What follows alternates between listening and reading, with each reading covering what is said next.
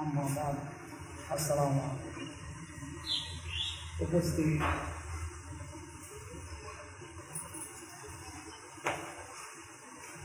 তরিকতপন্থী মায়েরা এবং বোনেরা, তরিকতপন্থী মায়েরা এবং বোনেরা,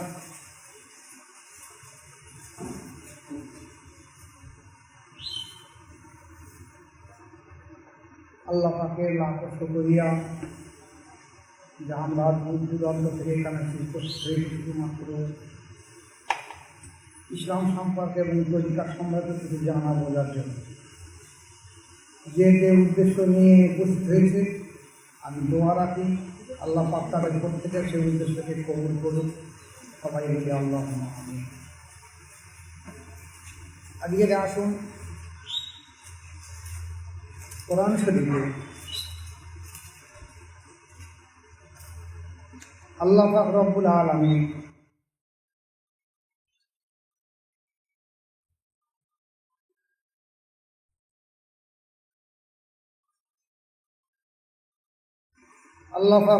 আলামিন বলেছেন, ইয়া আইয়ুহাল্লাযীনা আমানুত্তাকুল্লাহা ওয়াবতাগু ইলাইহিল ওয়াসিলা ওয়া জাহিদু ফি সাবিলিহি লাআল্লাকুম তুফলিহুন। সূরা মায়েদা।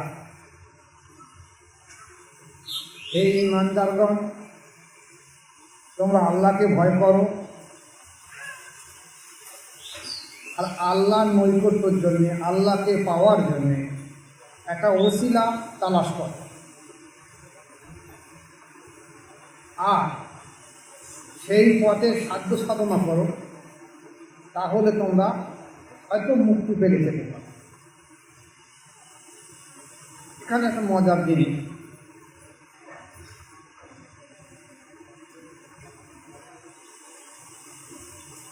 যে আল্লাহ পাক বলেন, এই ঈমানদাররা তোমরা আমাকে ভয় করো। এখানে কিন্তু সাধারণ মানুষকে বলা হয়নি, একমাত্র ঈমানদারদের বলা হয়েছে। আর আল্লাহ পাওয়ার জন্য একটা ওসিলা তালাশ করা। এই ওসিলা সম্পর্কে অধিকাংশ মাশায়েখগণ, পীর মুর্শিদগণ বলেছেন, ওসিলা মানে হলো পীর মাশায়েখ তালাশ করা, পীর মাশায়েখের কাছে বায়াত গ্রহণ করা। যেমন সাহাবারা করেছিলেন। ইতিহাস ঘটলে এমন কোনো প্রমাণ দেখা যায় না যে কোনো একজন মহিলা পুরুষ এমন কেউ নেই যে রাসূল পাক সাল্লাল্লাহু আলাইহি ওয়াসাল্লামের কাছে বায়াত হয়নি। তাহলে সাহাবাদের পিরিয়ডে প্রত্যেকটা পুরুষ এবং মহিলা তারা আল্লাহ রাসূল সাল্লাল্লাহু আলাইহি ওয়াসাল্লামের কাছে বায়াত গ্রহণ করেছে। তারপরে সাহাবা, তাবিঈন, তাবিঈন, আইম্মায়ে মুজতাহিদিন, বুজুর্গানে দ্বীনের জমানায় একই ঘটেছে। বর্তমানে আজকের ফিতনার যুগে বহু আলেম ওলামা, বহু মত পথ এসেছে। তারা একে একজনা এক এক রকম কথা বলছে, আমরা কেন বায়াত হবো, বায়াতের কী প্রয়োজন আছে। কিন্তু ভালো করে খেয়াল করবে, বায়াতের মুখ্য উদ্দেশ্য হলো আল্লাহ পাকের পরিচয় পাওয়া।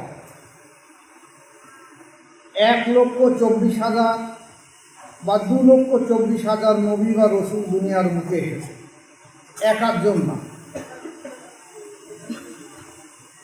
তারা প্রত্যেকে, সেই সব নবীদের প্রত্যেকের কাজ ছিল সাধারণ মানুষ, পথহারা মানুষ, সে পুরুষ হোক আর মহিলা হোক, তাদেরকে দাওয়াত দিয়ে, তাদেরকে বায়াত করে, তাদেরকে অন্তর আল্লাহ জিকির জারি করে দিয়ে আল্লাহর সঙ্গে জোর পয়দা করে দেওয়া। আজ আমি বলছি, আপনারা শুনছেন খুব সহজ কাজ, কিন্তু কাজটা মোটে সহজ নয়। ফিতনার যুগ এবং শয়তান মানুষের আল্লাহ পাকের কাছ থেকে ওয়াদা করে এসেছে, আমি সারা জীবন ধরে মানুষকে কুপথে নিয়ে যাব। এছাড়া প্রত্যেকটা মানুষের ভিতরে যেমন একটা আত্মা আছে, আর একটা হামজা শয়তানটার নফস আছে, সেও চেষ্টা করবে সর্বসময় মানুষকে কুপথে নিয়ে যাব। তাহলে এই বহুমুখী লড়াইয়ের মাধ্যম দিয়ে আমাকে লড়াই করে ইসলামের ভিতরে দাখিলে থাকতে হবে। এখন দেখবেন অনেক ওলামা এমন কথা বলে যে বায়াতের কোনো প্রয়োজন নেই। অনেকে কথা বলছে যে মহিলাদের বায়াতের কোনো প্রয়োজন নেই। আচ্ছা, মহিলাদের যদি বায়াতের কোনো প্রয়োজন না থেকে থাকে, তাহলে এই কোরআনের এই আয়াত এমন কোনো তফসিরবিদ দেখা, পৃথিবীর যতটা তফসির এসেছে কোরআনের, কোনো তফসির দেখা যে হ্যাঁ মহিলাদের বাদ করাতে হবে না বলা হয়েছে? তাহলে জান্নাত এবং জাহান্নাম পুরুষ এবং স্ত্রী উভয়ের জন্য যদি হয়ে থাকে, তাহলে আমাকে অবশ্যই বাদ গ্রহণ করতে হবে। এখন ফেতনার জমানায় অনেকে বলছে বাদ হতে হবে না, অনেকে আবার বলছে, স্বামীরা বলছে যে মেয়েদের তোমাদের বাদ হওয়ার প্রয়োজন নেই। কিন্তু বায়াত যে উভয়ের কথা বলা হয়েছে, পুরুষ এবং স্ত্রী উভয় বাদ গ্রহণ করতে হবে। আর জান্নাত জাহান্নাম সবার জন্য। আজকের আসুন, যে কথা আমি গতদিনে আলোচনা করেছি, আবার আজও একবার বলে দিয়ে দিচ্ছি যে মানুষের শরীরে 10টা লতিফা আছে। যেমন আমাদের মোজাদ্দেদ তরিকা, আমাদের মোজাদ্দেদের তরিকা, এই তরিকায় বলা হয়েছে আমাদের 30টা ক্লাস আছে।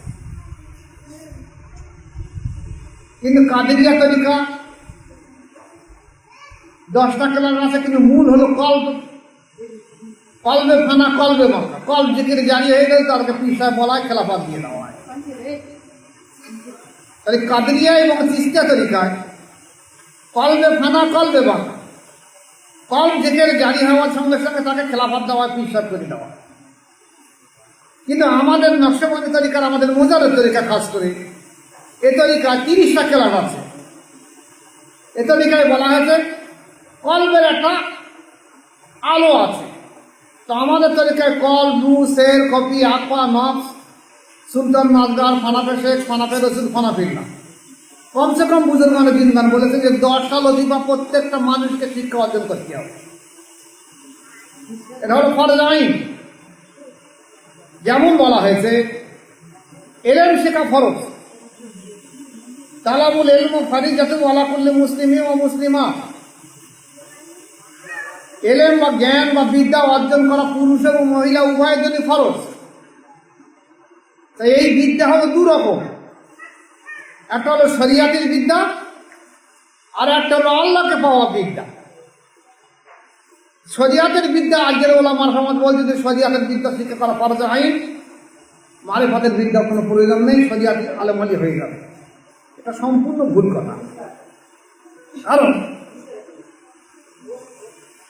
একটা মানুষ তৈরি হয়েছে 10টা লতিফা দিয়ে, কল, রু, শের, কপি, আকফা, এই 5টাকে বলা হচ্ছে আলমে আমর, অদৃশ্য জগৎ। আর দৃশ্য জগতে 5টা বলা হচ্ছে নফস, বাতাস, খাকবাত, অর্থাৎ আগুন, পানি, মাটি, বাতাস। এই 5টা দৃশ্য জগৎ, এই 5টা অদৃশ্য জগৎ। এই 10টা দৃশ্য জগৎ আর 10টা অদৃশ্য জগৎ দিয়ে আল্লাহ পাক আমাদের ভিতরে এগুলোকে পাঠিয়ে দিয়েছে। এখন এই দৃশ্য জগতের যে নফস, বাতাস, খাকবাত, আমি গতদিনে আলোচনা করছি, আবার আপনার সামনে বলে দিয়ে দিচ্ছি। নফস, বাতাস, খাকবাত, এইটা যখন একটা মায়ের গর্ভে সন্তান আসে পুরুষ এবং স্ত্রীর মহামিলনে, তখন দেখা যায় মায়েরা জানে যে 4 মাস যখন হয় তখন বাচ্চারা একটু নড়াচড়া করতে থাকে, তখন তার ভেতরে আত্মা দেওয়া হয়। এটা কি দেওয়া হয়েছে? আলমে আমর। এই যে কলবু, শের, কবিরা, আকফা, আলমে আমরের হুকুম। যেমন আদম আলাইহিস সালামকে যখন দুনিয়ার মাটি থেকে নিয়ে জান্নাতে তৈরি করা হয়েছে, আদম মূর্তি তৈরি করা হয়েছে, তখন সেই আদম মূর্তি দেখে আজাজিল এসে হাঁটাহাঁটি করেছিল, এবং আজাজিল এসে আদম মূর্তির গায়ে আঙুলে ঠোকা দিয়ে বলেছিল যে কিচ্ছু নেই, এর ঠনঠনে মাটি, এটা মাটির তৈরি। আল্লাহ পাক বলেছিল, জয় ফেরেশতারা, যখন আমি এই আদমের ভেতরে রূহ ফুঁকে দেব, আত্মা দেব, সঙ্গে সঙ্গে তোমরা সবাইকে তাকে সেজদা করো। তো সবাই সেজদা করলো, শুধু করলো না কে? আজাজিল। কেন করিনি? আজাজিল দেখেছে বাহ্যিকভাবে যেহেতু মাটির তৈরি, আদমের মূর্তি তো মাটি থেকে তৈরি করা হয়েছে, আর মাটির মূর্তিকে আমি কেন সেজদা করতে যাব? আমি আজাদিল, আমি দিন জাতি, আমি আগুন থেকে তৈরি। আগুন উপরের দিকে উঠে যায়, আর মাটি ফেলে যদি নিচের দিকে নেমে আসে, তাহলে মাটি নিম্নগামী, আগুন ঊর্ধ্বগামী। আমি কেন আদমকে সেজদা করবো? আমি আদমকে সেজদা করতে পারবো না। তার ফলস্বরূপ থেকে আল্লাহ পাক কি বললো আদমকে, আজাদিলকে, যে তুমি বিদ্রোহী, তুমি ইবলিশ, তুমি কাফির, তুমি জমিনে নেমে যাও। তোমাকে আমি জিন জারি থেকে তোমার ইবাদতে সন্তুষ্ট হয়ে আমি আল্লাহ পাক তোমাকে আসমানে এনেছি এবং ফেরেশতাদের সর্দার বানিয়েছি। তুমি ফেরেশতাদেরকে ইলম শরিয়াত শিক্ষা দেবে, আর তুমি আজকের আমার কথা অবাধ্য বিদ্রোহ করলে। তাহলে আদম আলাইহিস সালামের ভিতরে আল্লাহ পাক বলেন, আমি যখন তার ভিতরে রুহু বা আত্মা ফুঁকে দেব, সঙ্গে সঙ্গে সেজদা করবে।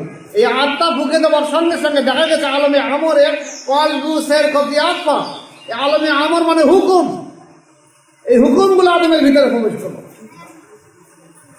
আর আজাদি সেখানে ওর না বুঝতে পেরে ও বাহ্যিক অবয়ব দেখে মনে করেছে যে তো বাহ্যিক একটা মানুষ আদম, তাহলে আমি ওর সেজদা করবো কি জন্য?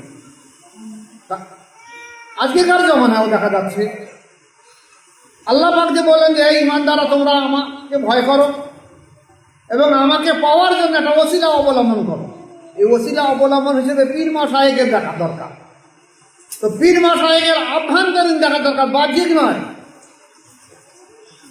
যেমন আজাদি আদম আলাইহিস সালামের বাহ্যিক দেখে কাফি হয়েছে, তো প্রত্যেকটা পুরুষ এবং নারী পীর মাশায়েখের দেখা দরকার ভিতর, আলমে আমর দেখা, বাহ্যিক দেখা নয়। বাহ্যিক দেখে তো বেঈমান হতে পারে, ধ্বংস হয়ে যেতে পারে। কিন্তু এমন আফসোস আমাদের দেশে পীর সাহেব হতে গেলে কি দেখা মনে হয় যে দেখো দিন দেখে পীর সাহেব ওর কি কেরামতি আছে, দেখো ও বদলে খুঁজে বদল ফাটিয়ে দিতে পারে কি দেখো, ও সেই অমুখের রোগ সারাতে পারে কি দেখো, ও খড়ম পায়ে পানির মধ্যে হেঁটে যেতে পারে কি দেখো, ও আসমানে উঠে যেতে পারে কি দেখো। যত রকম এই প্রথাগুলো আছে, এই প্রথার মাধ্যম দিয়ে মানুষ মনে করছে পীর সাহেব বোধহয় এরকমই হবে। কিন্তু আল্লাহ পাক এই যে আল্লাহ ওলিদের পাঠিয়েছে, এই কালটা হলো নবীওয়ালা কাজ।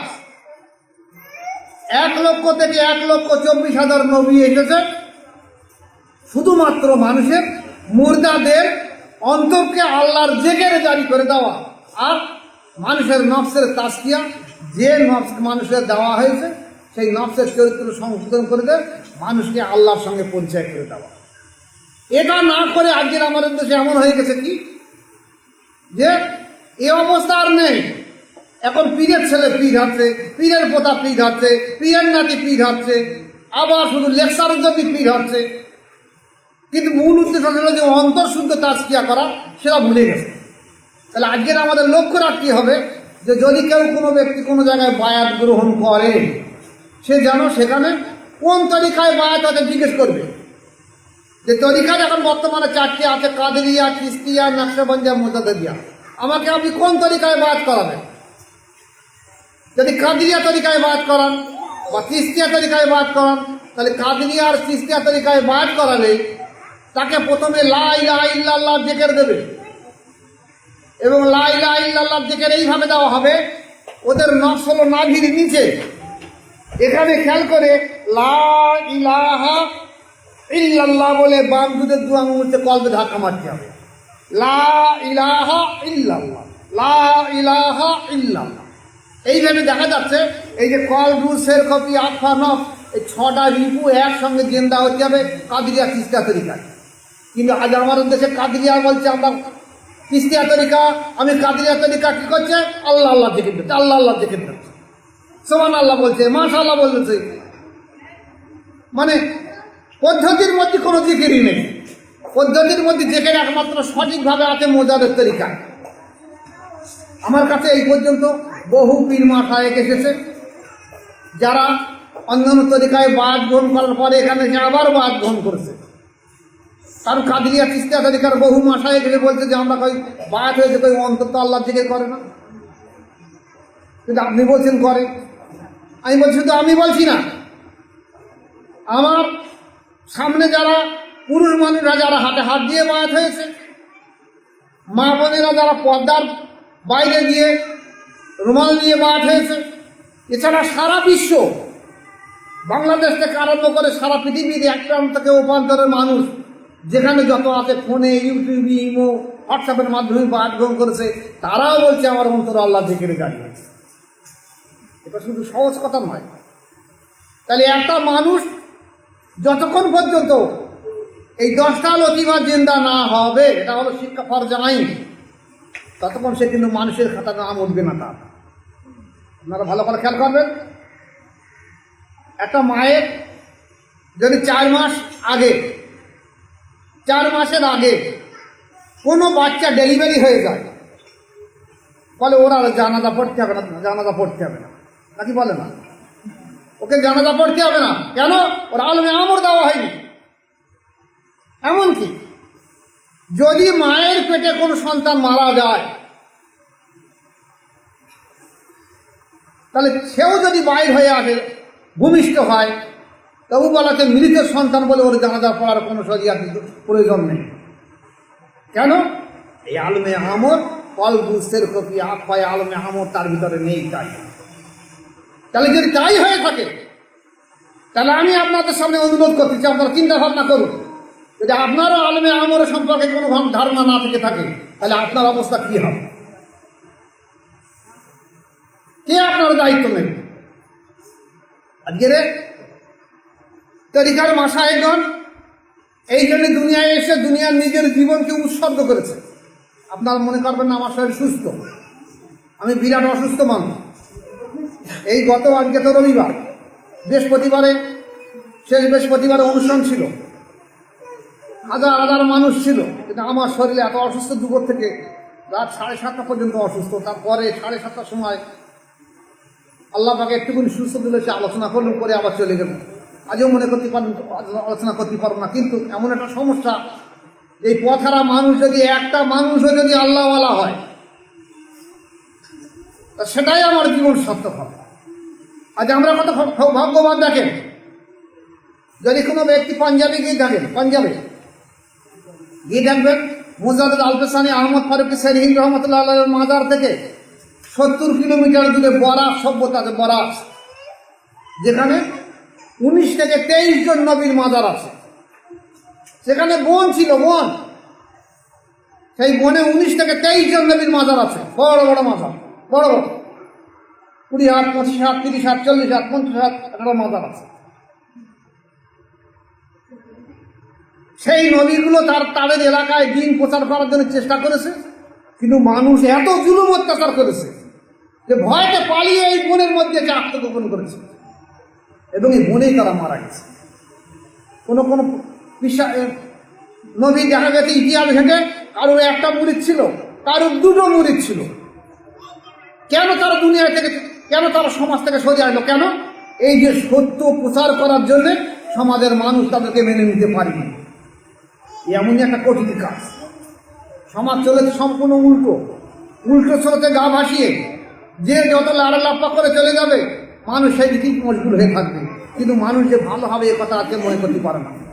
আজ থেকে আপনারা খেয়াল করুন, আমাদের যারা মায়েরা এখানে আমাদের বয়স্ক মানুষ, তারা বলুন যে আজ থেকে 30-40 বছর আগে রমজান শরীফের মাসে আপনারা হয়তো অনেকে কোরআন সহি করে পড়তে পারেন না, কিন্তু রমজান শরীফের মাসে আপনারা সকালবেলা কী করতেন? গোসল করে এসে কোরআন শরীফ নিয়ে গুনগুন গুনগুন করে কোরআন পড়তেন। আবার সেই জোহরের সময় 2টো ভাত চড়াতেন, কোরআন পড়তো।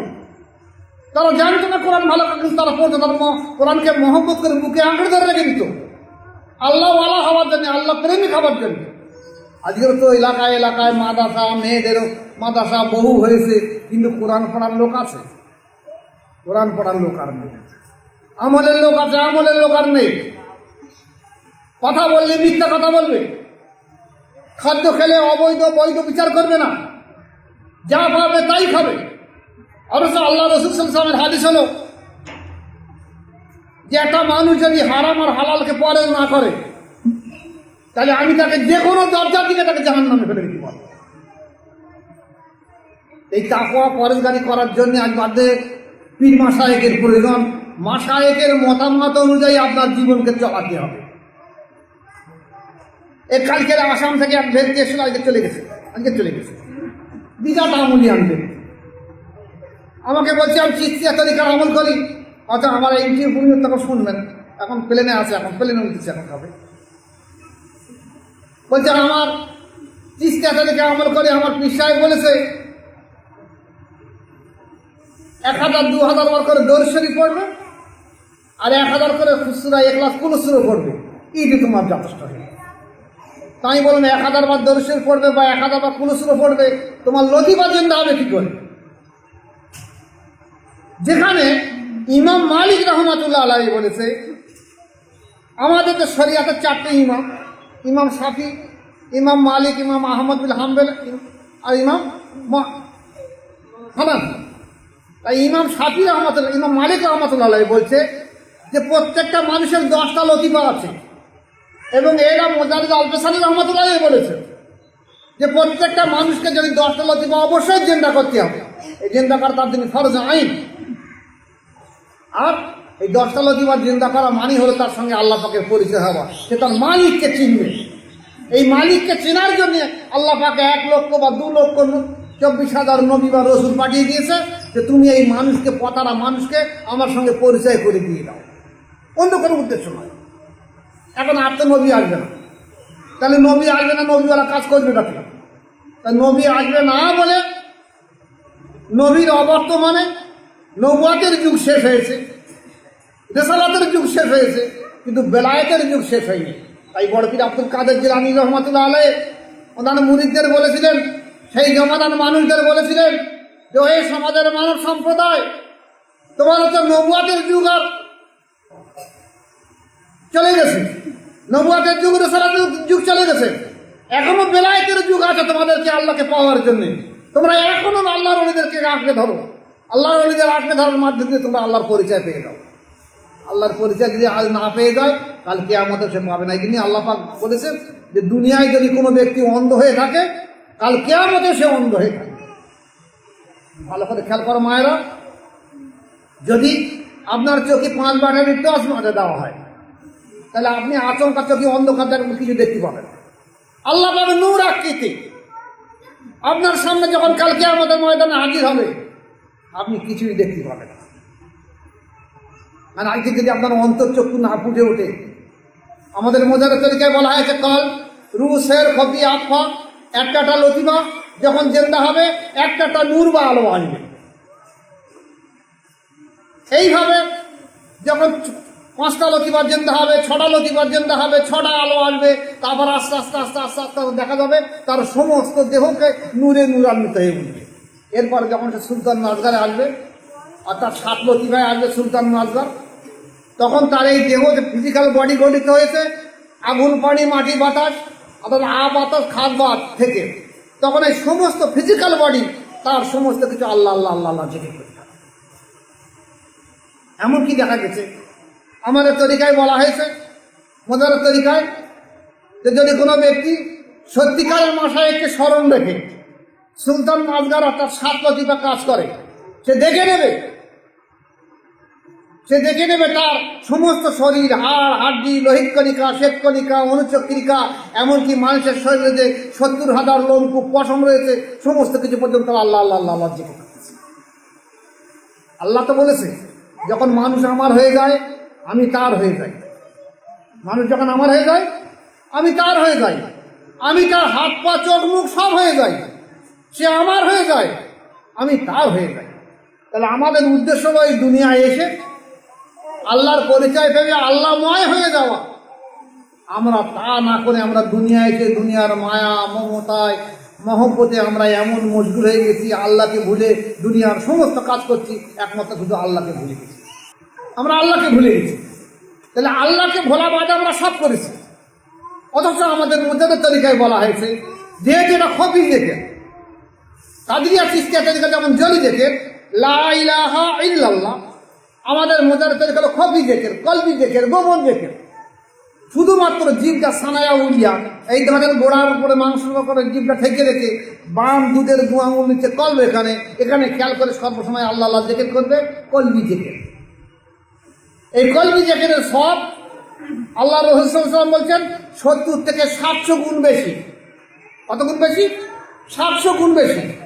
এমনকি বলা হয়েছে হাদিস শরীফের মধ্যে যে কাল কিয়ামতের ময়দানে আল্লাহ পাক যখন এই যে প্রত্যেকটা মানুষের কাঁধে ফেরেশতা আছে, এই ফেরেশতাদেরকে বলবেন যে এই যে ব্যক্তি আমার সামনে এসেছে এর আমল নামা আমার সামনে ফেলে দাও। তখন ফেরেশতারা কি করবেন? দুটো ফেরেশতা আমল নামা সব সামনে হাজির করে দিবে। আল্লাহ পাক জিজ্ঞেস করবে, এই ফেরেশতা, এই ব্যক্তির আর কি আমল কিছু নেই? দুইজন ফেরেশতা বলবে, আল্লাহ পাক আমরা সব তো লিখেছি। ওরা যা চিন্তা ভাবনা করেছে, যা বলেছে, যা পড়েছে, যা করেছে, আমরা তো কিছুই বাদ দিই।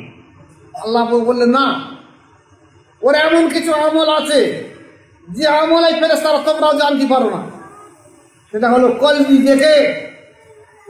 আমি ছাড়া, আমি আল্লাহ পাক ছাড়া আর পৃথিবীতে কেউ জানে না। ফেরেশতা তুমি তোমার দুই কাঁধে বসে থাকলে কি হবে?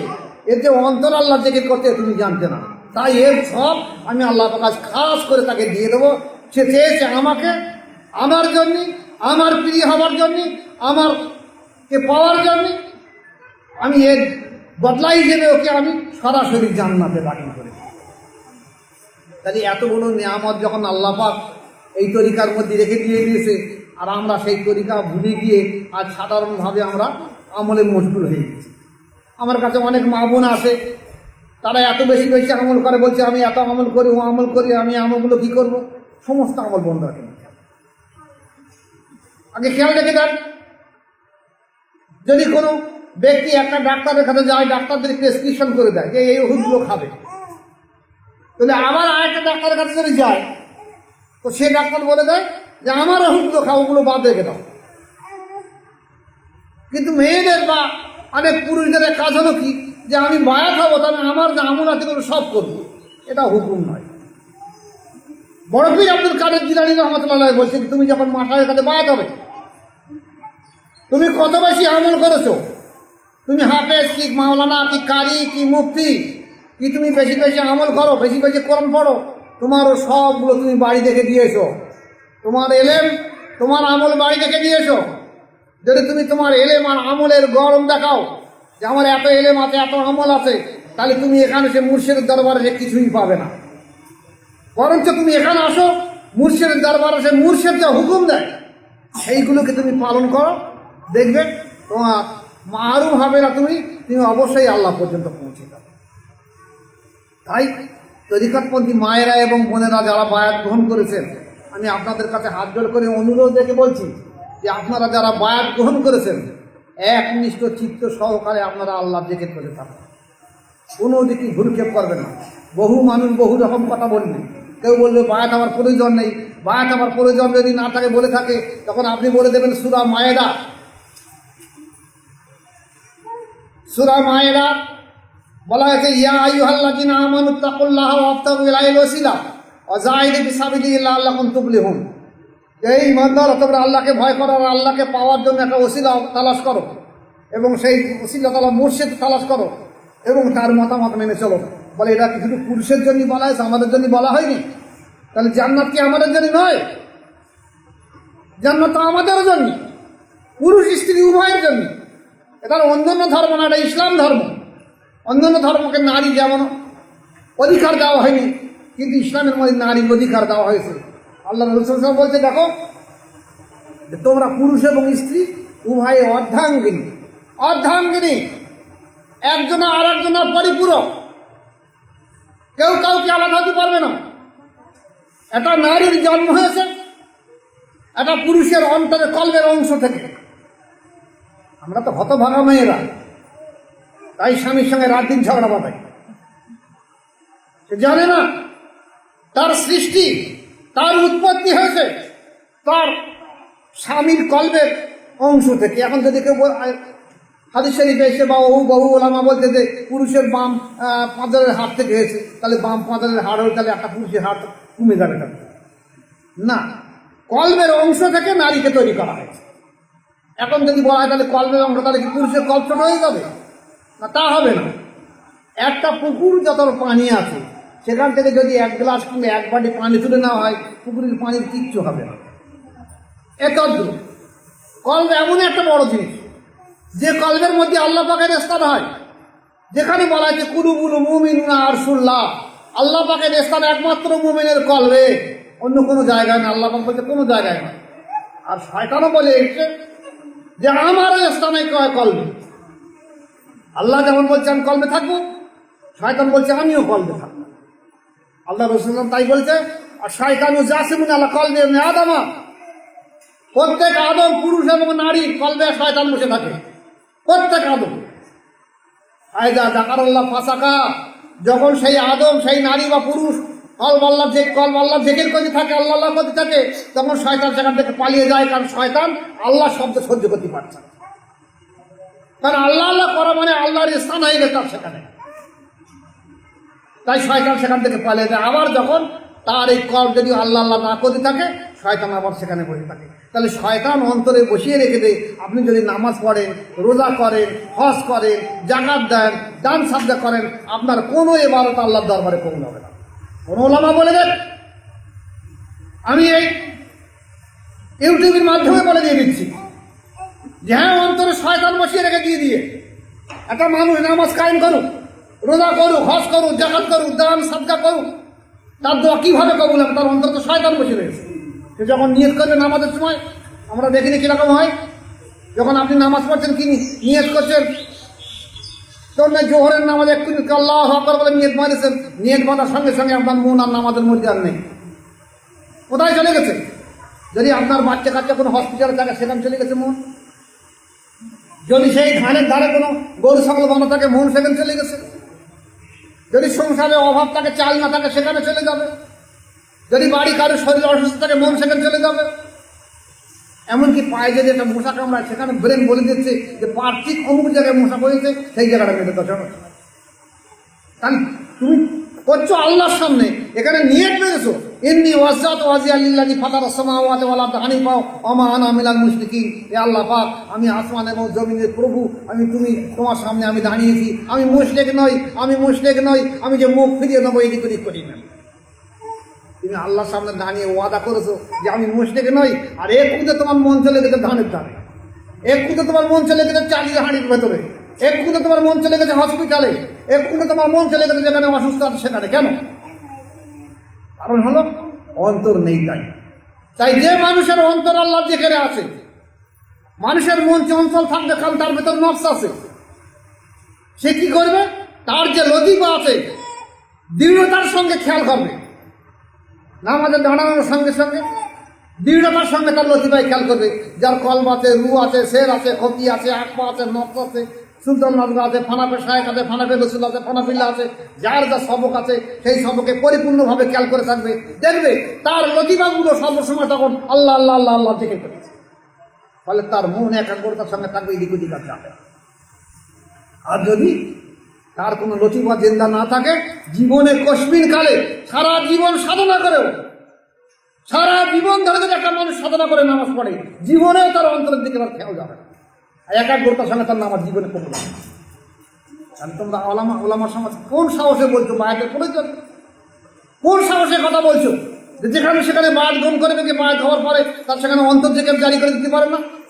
তোমরা কেরামতি খুঁজছো, খরম পাইতে পানিতে মধ্যে চলে যাবে, ও বোতলে ভুজে বোতল ফাটিয়ে দেবে, ও মুখের ব্যায়াম ফাটিয়ে দেবে, ও আবার কেউ বলছে আমি এমন বদদোয়া করে দেবো যে তোর লড়ির তলায় মরে যেতে হবে, কেউ এমন বলছে এমন বদদোয়া করে দেবো তোর চোখ দিয়ে রু আত্মা বেরিয়ে যাবে। এ কি তরিকাতপন্থী? হ্যাঁ, এ কি বিষয়? পীর মুরিদির কাজই হলো মানুষের মোর্দাদেরকে জেন্দা করে দেওয়া, মানুষকে আল্লাহর সঙ্গে জোড় পয়দা করে দেওয়া, ধান্দাবাজি করার কাজ নয়। তাই যেখানে বায়াত হবেন, যেহেতু ইউটিউবের মাধ্যমে আমি বলে দিয়ে দিচ্ছি, শুধু আপনাদের নয়, যারা দেখবে ইউটিউব সবাইকে বলে দিচ্ছি, বায়াত হওয়ার সময় আপনারা অবশ্যই খেয়াল রাখবেন সেই পীরের কাছে যারা বায়াত গ্রহণ করে তাদের কাছে খোঁজ নেবেন যে এখানে বায়াত গ্রহণ করে কতজন ব্যক্তির অন্তর আল্লাহ যেখানে জারি করে দিতে পারেন। যদি না হয়ে থাকে তাহলে মনে করবেন যে পীর সাহেবের কোনো ক্ষমতা নেই, উনি বাহ্যিক রমার্কা পীর সাহেবের কোনো মূল্য নেই, ওরা ধোকাবাজ, ধান্দাবাজ, করে খাবার ধান্দা ছাড়া আর কিছু নয়। তাহলে আজকের এসব বায়াত গ্রহণ করার আগে অবশ্যই আপনাকে তদন্ত করে দেখতে হবে কোথায় বায়াত গ্রহণ করবে। যেখানে অধিকাংশ আলেম ওলামা বলেছেন যে একটা মানুষ যখন বায়াত হবে,